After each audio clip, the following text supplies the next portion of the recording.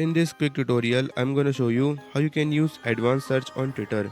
So first of all, you have to open your Twitter app, and now you have to click on this search icon,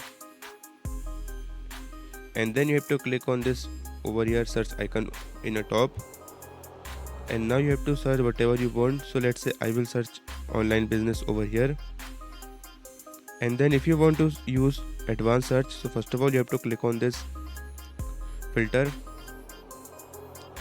and from here you can choose which people do you want, the people you follow or from everyone, or over here you can select your location and then you can click on apply.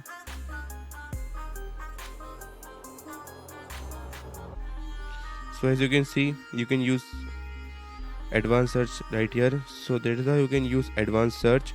So if you found this tutorial helpful, make sure to like it, and if you are new to the channel, don't forget to subscribe.